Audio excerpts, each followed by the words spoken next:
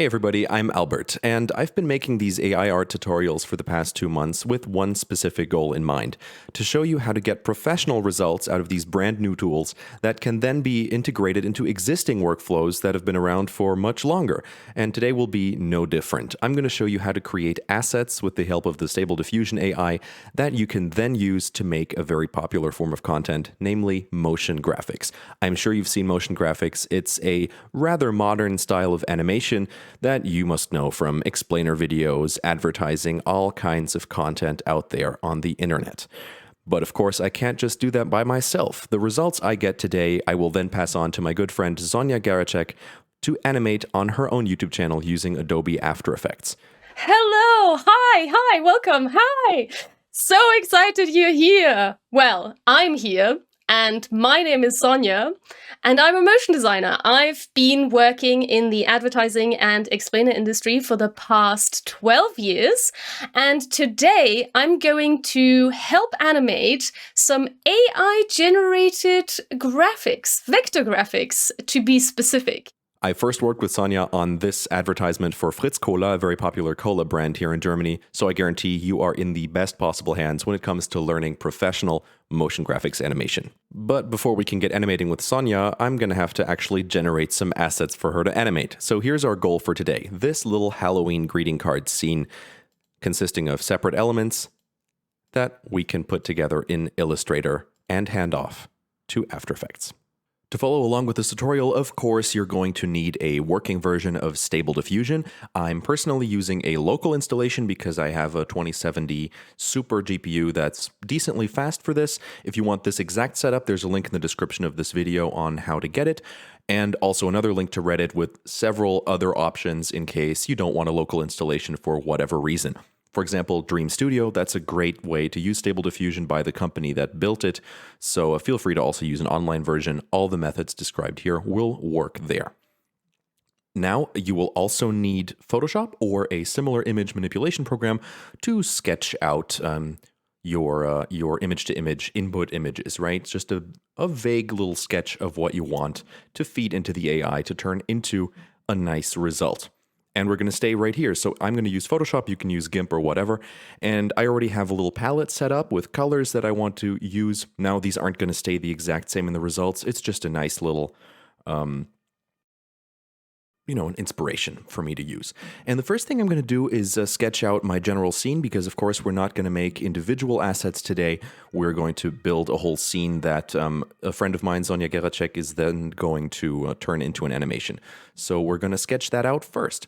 Now, I have a little graphics tablet. It's an older one from 2013 that I'm going to use for this. You don't have to. A mouse is fine. We're not going to do any details here, but I found that to be helpful in making sketches. And we're going to make the scene first, right? So I'm going to set a pretty big brush with full hardness. And I'm just going to sketch out basically what I want to do. So let me eyedropper something here. First, we're going to have some floor in the foreground. That can be nice and dark. I think I'm going to want to make a little Halloween-y scene, right? So I'm going to have a foreground like this, pretty dark. Then maybe it gets a little lighter toward the front. Well, actually toward the back. Let's do the back. Maybe there's a little bit of a mist there, and of course a sky. Let's do the sky. Just fill that all up there. Make sure to bring your palette to the very front, of course. And I'm going to do a moon. Of course, it's creepy, so maybe I can make a big moon in the background. Let's make the moon small so it can just light up our scene. Let's put the moon up here to the left. Something like that. And then maybe create a little tree here that covers up the moon. So the opposite of a happy little tree, of course. We're going to make it all creepy and, gnarled.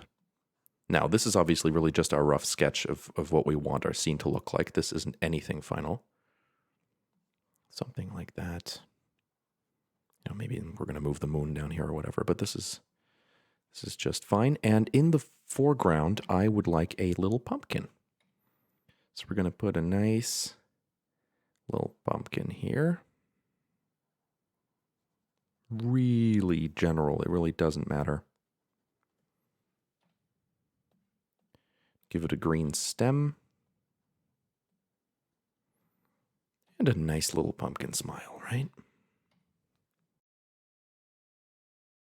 Something like that, yeah.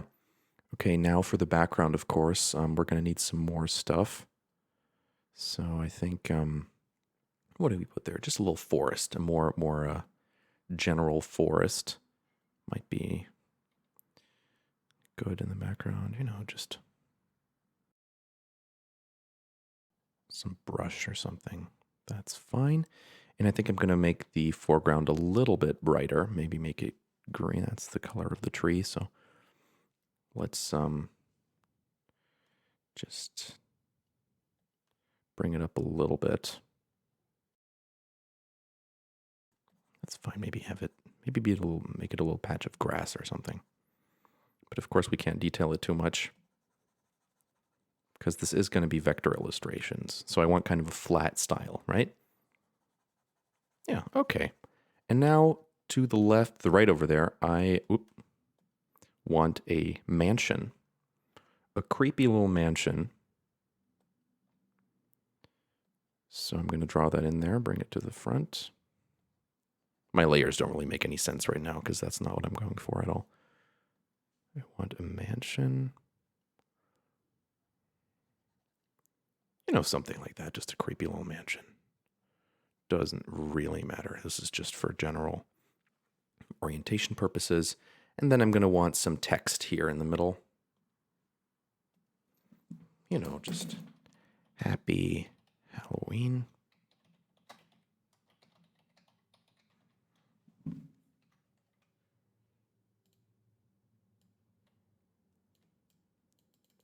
Where's my happy?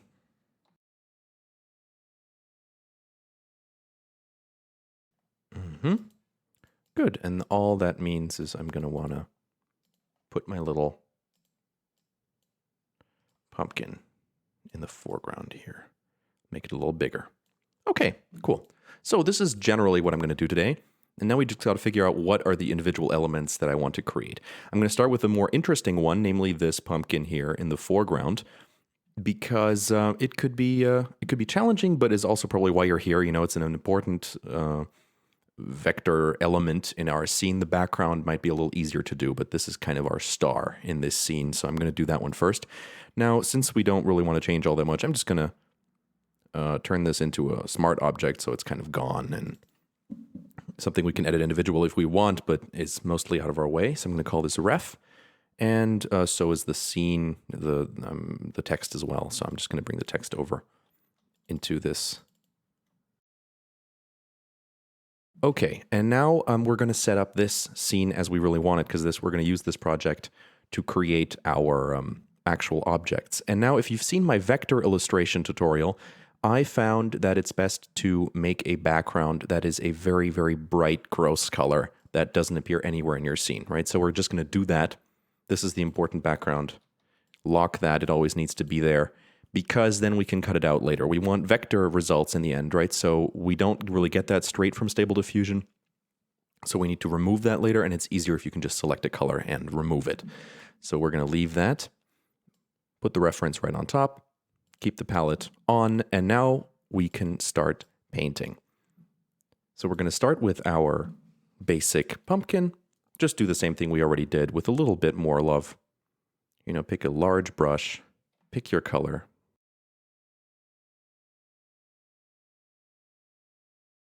Let's get those eyeballs. Just give it a classic jack-o'-lantern look. Although, now I just had an idea. What if these are actually, real holes that light is shining through? Let's see if we can do that. But, we might have some luck with that. Let's see if that's possible. So next, I'm going to add some things that would help the AI figure some stuff out, right? So let's actually first make this pumpkin a little bigger, fill out what we have in space. And now we're going to add some blending options that are available in Photoshop, I'm sure in most other programs as well. And what I want to give this a stroke, give it that line art look already. And I want to give it an inner shadow, something like this, right? Some setting that, helps with the shading already. It recognizes, okay, this is kind of the style that I want. Now, this helps a little bit in the AI. I won't claim it works amazingly well, but it does work. And I realize there's a little bit of a thing here, so remove that. And now I'm going to add some noise. As you may have seen in my other tutorials, noise helps the AI figure out some stuff. So you got to, select black, just pure black, and fill an entire layer with it. Then add noise and filter, noise, add noise, and make sure, pretty high amount, like 90%, and make sure it's not monochromatic. Give it different colors. And now, of course, you're going to switch your blending mode to screen or overlay. I like doing screen, and just turning down the opacity a little bit. Now you may see it's also on the pink. We do not want that because, then it's going to start seeing things in the pink background that we want to cut out and keep clear. So what we do there is we make a folder out of our individual objects. Let's call this pumpkin. Let's put the effects on the group, actually, and make sure the pumpkin is in that group. And now we're going to select our noise and Alt-click it so it applies only to the group itself and not the background. Good. Let's make sure to keep our layers clean. We're going to call that elements. And now we're ready for our first object. So we're just going to save a copy of this in a folder I like calling iterations, and make another one for every object. Keep it clean, pumpkin, and just call that 1. JPEG is fine, and it actually helps, just turn the quality down a little bit. We can lose a little bit of quality. The AI is going to fix that. And now we can go into Stable Diffusion and into our Image to Image tab, so the algorithm that turns input images into other ones, and bring our image in here. Now, I have experimented a lot with different prompts. This is important. So we want vector art, right? Pretty flat shading so that it's very easy to convert into an Illustrator file that Sonja is going to use later to make her animations in After Effects. So it's quite similar to my vector tutorial. I'm just going to call it flat vector illustration. Pink background helps, keep the background pink. Hard shadows, I've found. And now at the very beginning, I'm going to describe what I want. It is a jack-o'-lantern Halloween pumpkin. And now we can go down here. Sampling steps 20 is good. Batch count, I'm going to do 6. That's completely dependent on you. Sampling method is Euler A. And turn the denoising strength pretty high, but not too high so it doesn't change the image too much, to 055. And see where that gets us. So that's pretty neat. It did recognize that I want these to be, glowing holes. And it's keeping the smile. It even kept roughly, the cutout teeth. And it is a flat shading style. As you see, the blending option, giving it that shading actually helped us show what the shading is that we want. So I love that. And we're just going to refine this a little bit. I'm going to send this back in with the Send to Image button. If that doesn't work, which it might not in your installation, you just pull it over here. And now we're just going to create some more. I can give it some more steps, for quality. Go up to 50. That's usually more than enough. And lower the denoising strength to 0.4, just so we have a couple more options. That's pretty cool. So a couple of these have a weird red rim. I don't like that. But the rest, I really enjoy. This is a good style. It's simple. I would like it if the rest of this image had that style. So I'm going to keep that one. All of this is vector convertible. The smile is there. This looks the most like my original result. So now I'm going to send this to extras. So this upscaling is built into the automatic 1111 web UI installation that I have. If you don't have this, just use any of the upscaling services that are online. I recommend personally the ESRGAN AI upscaler, which is good for general purpose. It might be a little too detailed for what we were going for here. So if you want a vector upscaling where the colors, remain undetailed and flat like this, I recommend the Skunet GAN, which we can set here. I don't know how to pronounce that, but turn it up to 4. Click generate. And as you can see, for other purposes, this might not be so great, but for this vector image, I really do like it. So I'm going to go down here, save it, and go back to Photoshop. So that was pretty quick to get a pumpkin, so let's move right on to the other elements. Now, what did we create? We also need a gnarly little tree that we put up here in the corner. Ideally, I want a whole tree, so, Sonja has some more freedom placing it and so forth. So we're going to create a new layer here in Elements, call that Tree, and just do a really vague, tree painting. Let's do some research here. So Google something like Halloween creepy tree. Yeah, this type of tree, right? So a big, thick main trunk and then a couple of arms like this. Make it really creepy. And those roots, right? That's kind of what we want. So let's try to paint something like that. Maybe I need to zoom out a little bit too, just have a thick main trunk that kind of ends in one branch. Really have those roots take hold. And then now the one main trunk, the kind of branch that gets long. This is going to be changed by the AI anyway. Just trying to give it as much as I can while not being an illustrator. Zoop. Cool. Yeah, that should be plenty. And now, as before with the pumpkin, just resize it so it takes up as much space as we can without, taunting it to leave the frame. All the other effects are already on, right? We saved that. That's in on our group. And the noise, and the shading. So we save this. Make a new folder in iterations and call that tree. 1. It's funny, the pumpkin really only needed 2, so that's really cool. JPEG, keep the quality pretty low. Let's bring that in here.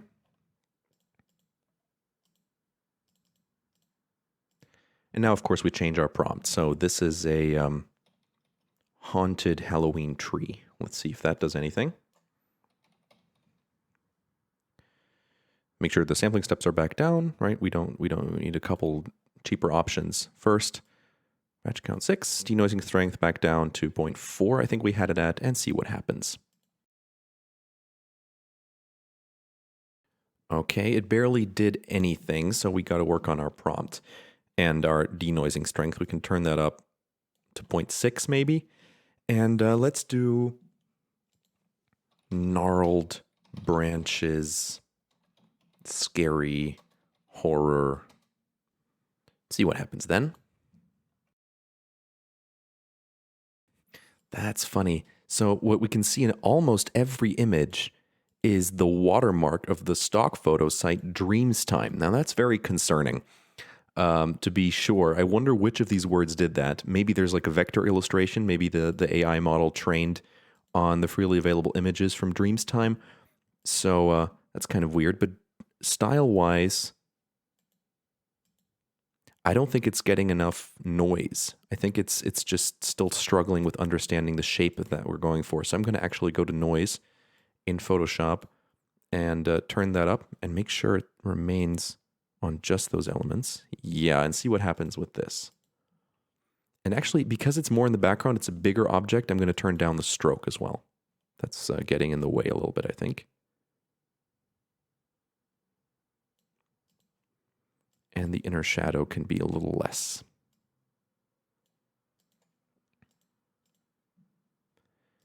Go back to iterations tree, and this will just be 2. It's a change, right? So we have a clear history of what we did. Tree with gnarled branches and roots, maybe not haunted. So I'm just gonna say old tree. Okay, just run that again. There we go. See what I did? The trick, I think, was adding more noise, giving it more freedom here, 0.6, and just, playing around with the prompt a little bit. There's still a watermark in here. What's going on? but I love this specific tree, so I'm going to bring this over here. And let's actually try to just put Dreams Time into the negative prompt. If you have that feature that helps, move away from some stuff. I don't know if that really helps, but watermark, text, logo, so forth. And turn down the denoising strength, because we do like what we got here. Okay, it didn't remove our watermark, but it did give us a more cartoony option, which I like. It fits more with our pumpkin. So actually we can start a new little project over here. Same size, 512 by 512. Just a small little preview of our scene before we convert anything. To just, check the style of our different elements and see as it comes together. So I'm just going to mask this out real quick. Put that behind my pumpkin. Yeah, you can see the style might not really match quite yet. There's a little bit too much detail in there. So I wonder if I can, add some detail here into the negative prompt and see what happens. Little detail, big, here, let's flat. Maybe we can, flat is already in there. Another trick, we can weight as well in this UI by putting things in parentheses, for example. Let's run that and see what happens. Turn up the denoising strength a little more, give it more freedom. Nice, nice. Okay, so this one has a little less detail. I'm going to send that back in, give it more steps.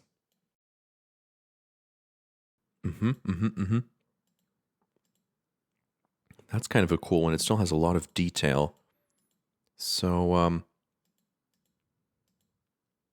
this one's neat. This one is too. Ooh, that's a little too creepy, I think. So I'm going to put this one back in and replace scary and horror with simple. This one's simpler. If I turn the denoising strength down a little bit, then we'll probably soon get where we want to go.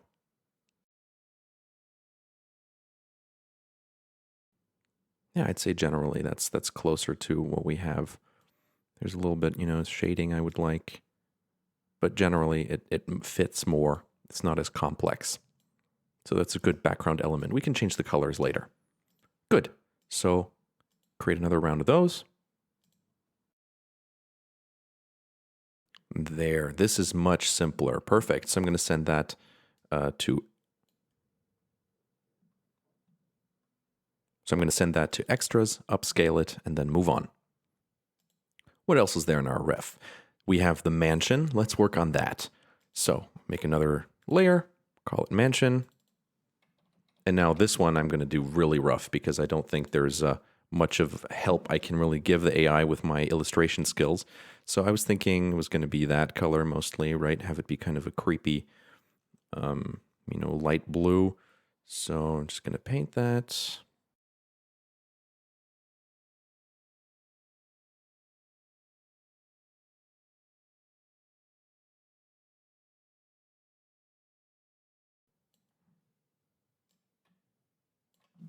Keep everything else the same. I think the noise level should be plenty.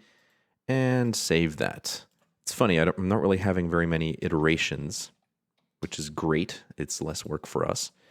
So I'm just going to keep that organization up, though. Save as JPEG. And put that in here.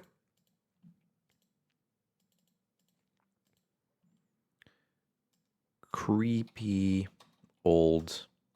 Let's actually put Haunted Mansion in there. Simple flat vector, little detail, that's good.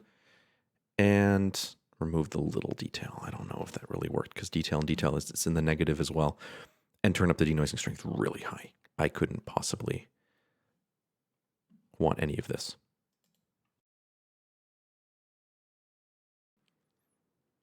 Okay, interesting. So what happened is we got like front view views of the mansions now. I assume just use this for the general pink background and not much else. But I guess the prompt worked insofar as it made mansions, it made haunted mansions, it made a vector illustration of which most are frontal, so that's why I think it did this. but we're going to have to turn down the denoising strength a little bit, of course. Well, let's do 0.6 and give it a little bit more stuff. Let's like add like some turrets and things. It also didn't really keep the color, so that's another reason I want to turn down the denoising strength. And I want to make sure it has a dark stroke around it. Let's see if it understands that. Very good. I mean, now it's staying much closer to our original intent, which is good. It's trying to prettify the awful thing I did. So I'm going to pick one of these and just run it through again with the exact same settings. Good, it added some detail. I like that, I like that. This is kind of funky. This one's cool. Yeah, this is nice. Okay, let's do this. Creepy old haunted Victorian mansion. And now we can turn up the denoising strength a little bit more, I'd say, because it does understand the basic shape.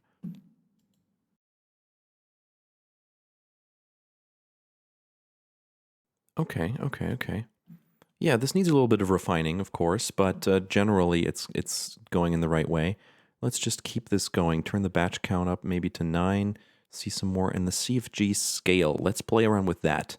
How serious it takes the prompt. And if we go down, it starts being a little more creative. So let's go up a little bit and keep the rest and see where that takes us.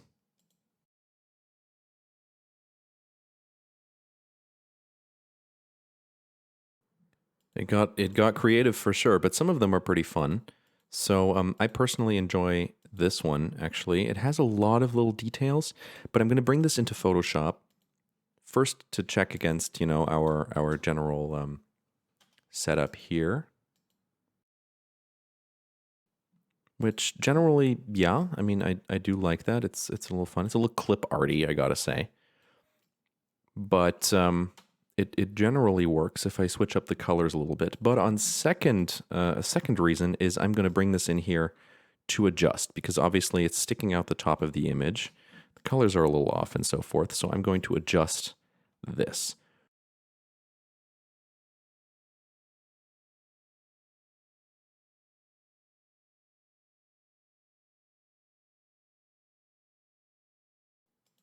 And I think that's number 2.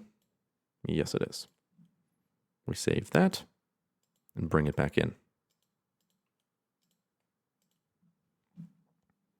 And now I think we can turn the denoising strength down a little bit. Let's bring it down to 5 or 0.45 and change it to old Victorian mansion. Make it shorter, simple flat vector on the turrets.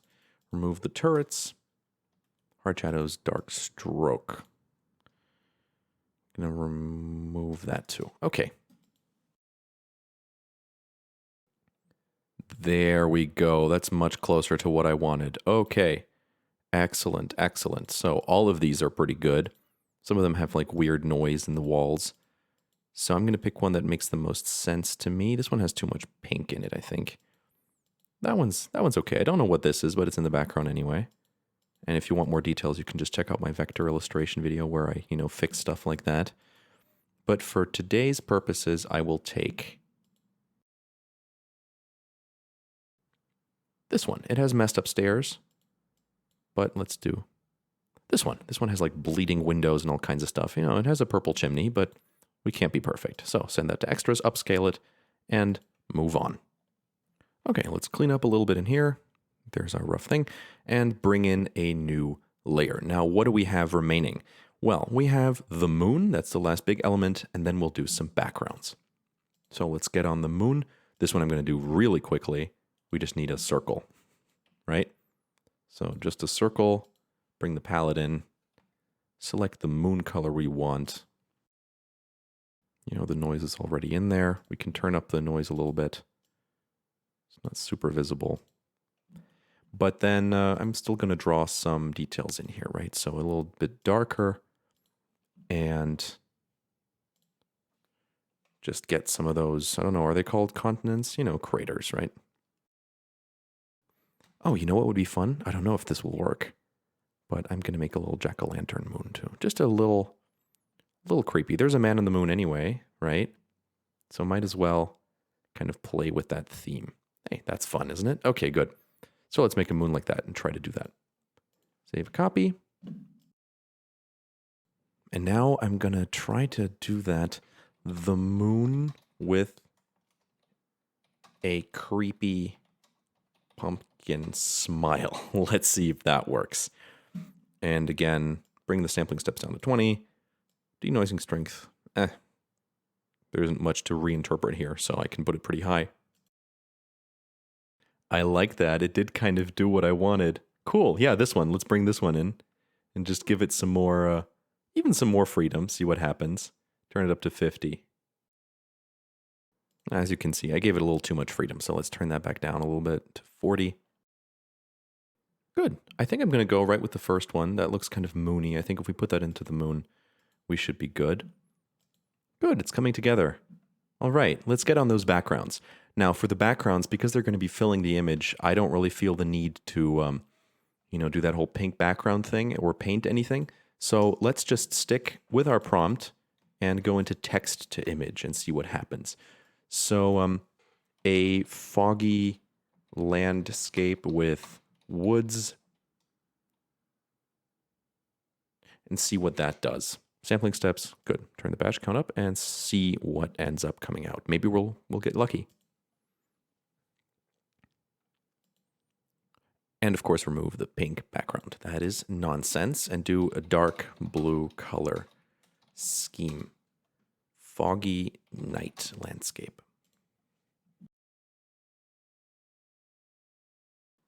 This last one is generally going the right direction. They're all really cool. They're obviously learning from Dreamtime images. Damn, this must be where it's getting its inspiration from. But generally, I need to put the woods in the far distance. Maybe put stars in. See what that does. And again, with a negative prompt, see if that helps at all. Good. It added even more Dreamtime watermarks. Dreamtime out here claiming images that it didn't even sell. Okay, so let's make a new project for this, just to stay clean, a new Photoshop image. And we're going to combine a few, right? So I want these, right? If I put this straight in here, you're going to see it's still kind of close. So generally, I want this to be much, much smaller in the background, right? Something like that. So I'm going to repeat this a couple times. We're going to create our new image-to-image thing. So do that and remove the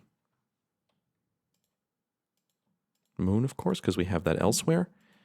And see if we can get a sky from somewhere else. This is kind of a cool sky too. So let's bring this in here as kind of a general background. Be super rough at this. It's fine.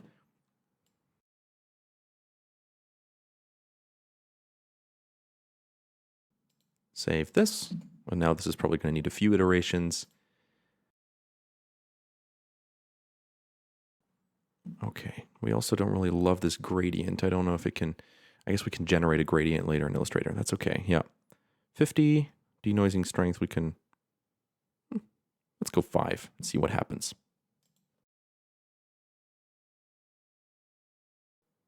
Excellent. This is the simplest, but it's also the one that matches our style the best. So I'm going to upscale this one and save it. Let's go back to our creepy tree. What did they do? They did like a hill like that. So I'm going to do the hill and then generate some grass assets as well. I think the hill, we don't really need to use stable diffusion. So I'm going to create that in Illustrator. I'm just going to make the grass now. So I think if we bring up our palette here,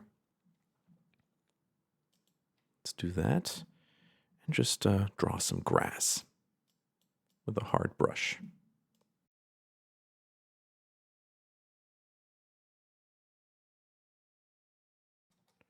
Grass. And see what happens. It's 50. Denoising strength. Let it be creative and just run. Again, a little bit too much creativity. And I didn't really understand that I want individual blades. So I'm going to do blades of grass. Hope it doesn't make some knives. Let's see. I'm going to remove the dark blue color scheme and hard shadows and make it less creative. Let's do that. I always get a little overhyped by the creativity level. No, that's no good. It needs more separate stuff. Give it a little bit more freedom. Try that. Sorry, I've had a little bit of a recording crash, but all that you missed is that I brought this into Photoshop and cut off the bottom of these blades of grass so they look like they're growing out of the ground. Then I brought them back into stable and said, blades of grass sticking out of the ground. And what I got was this. So that's the result we're going to be using. And if you bring that into our little preview here, if we bring that to the front, it does make our scene, a little more detailed. Just bring some grass in there and so forth. It's not incredible, but if you just put that up here, you have a little something to play with. And now all the rest that I would do actually is adjust individual colors in Illustrator once I've turned these into vector graphics, add some hills and so forth, but then I'm pretty happy and we can pass it on. So let me go through that. Now here I am in Illustrator to prepare the final file and create our vector images. Now you may be wondering, hey, why Illustrator? I used Inkscape in my vector tutorial. Yes, it's because I'm working with someone who I know has Adobe software anyways and will be working in After Effects. And, Illustrator and After Effects do have some synergies that other software might not. So I'm afraid I will be working in non-open source or free software. So I hope you'll excuse me. So what do we need for this? Well, make sure your file is set to the RGB color mode, right? So document color mode should not be in CMYK, which is for print. It should be in RGB. And you should have your image trace window open because we will be using that to convert our images. And now you'll see why I created my images in with a pink background, because it's very easy to remove. If we drag our pumpkin in here and resize him a little bit because he is gigantic. Maybe I overdid it with the upscaling. Bring him here to where he's supposed to be. We can set our image trace to something like, let's do 16 colors and proceed and have our preview on. And you will see that it worked really well. This is optimized for vector. I could actually go down in colors. I think 10 or 9 even might be enough. Let's see what it does. It lost some detail, but I still like that. So if we do that, then we go into Object, Image Trace, Expand. And now you'll see we have separate objects. If we double click in here, we have several different colors. And that pink came off in one piece. So if we remove that, we have it perfectly. There might be a weird edge from the expansion, but otherwise, this is a perfect pumpkin that we can use. So if we name this group, if we leave this isolation mode, name this layer pumpkin, we can already proceed to our next object.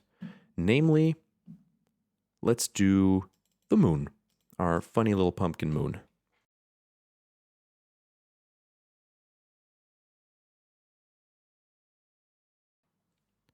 Excellent. Look at our tree. It got so much more simple as well through that procedure. So I really like that. Now here's a little something special because it's the background. It has this nice little gradient that I didn't do for any of the other objects for obvious purposes. But I think I may have to rebuild that. I don't know. Let's see what the preset will do. The image trace here. So I think it might have like some actual, different little steps. Yeah, exactly. That's what it did. So that's not quite what I wanted, but I think I'm going to recreate that with an actual gradient here because there are vector gradients, of course. So I'm going to make a new layer here just in case. And try to recreate that layer with the gradient tool. From here to this color. So the trick to creating gradients is I just need to make a shape. I'm going to make it square. And there we go. It has the gradient. It might be rotated depending on what the settings are you have here, but then you just, rotate your object. So no harm done. Now I place that behind my image trace and make sure to actually create that image trace. So expand, go in here and delete all those background steps here that we don't want. And there we go. We have the stars in there still and an actual gradient. I can move that layer into here, make sure it's behind everything else. And now all that's left to do is create the hill for the house, some foreground hills and so forth. So the way I'm going to make those hills is just manually by selecting some colors that I find in this scene. So for example, I would like one of the hills to have kind of a lighter blue, like that one. And then, just create a layer. Make sure the mansion is over top of that. And then another hill in a slightly lighter color. You can also use to cover up that mansion a little bit, integrate it better into the landscape here. And maybe even bring that in front of the tree here. Excellent. And now to the colors. So there's a couple good ways to do this, but a good first step is reducing colors, because there are a lot of quite similar colors here. This brown from the tree and this brown from the pumpkin, and we can combine a lot of those. So how do we do that? Well, first you're going to select all, so Control A. Then you can go into the Edit menu, Edit Colors, Recolor Artwork. Now this will pop up. Don't play around with this. Go into Advanced Options. And here you can see all the colors in our project. And there's a little too many, right? So this pink, for example, has no business being here. We must have missed it somewhere. But you can tell up here a lot of them are similar. And we can actually drag these into each other and turn them into one color. You could see this changed a little bit. I assume it's from this one, actually. And the rest, we can just experiment a little bit. If something doesn't end up working, we can just undo it, no problem. So we're just going to play around with this. This goes in here. This is obviously meant to be the same color. This could be the same one. Yeah, just change the house back there, right? And just see what happens as you combine these colors. And that's it for my part. As you can see, I've barely changed anything. I've raised up the trees a little bit. I've removed some stuff from the branches, found some more pink, and added these shadows to a couple of the objects that maybe Sonja can use. Because remember, this is just the first part of this video. I will be sending this result to my friend Sonja Geracek, who will be using her motion graphics wizardry to animate it into a Halloween greeting card. So make sure you click the link in the video description and watch the video on her channel, where she will show you all the details you need to know to make something like this yourself in After Effects. Now, if you enjoyed this video, I'm, of course, very happy to receive subscriptions, likes, and comments, as you've already been doing a ton. So I love all those ideas you've been sending me. I've made several tutorials based on your ideas. So if there's something you'd like to see, just let me know, and I will do that for you in the future. All right, I'm Albert Bosezon, and I hope you keep having fun with Stable Diffusion. See you next time.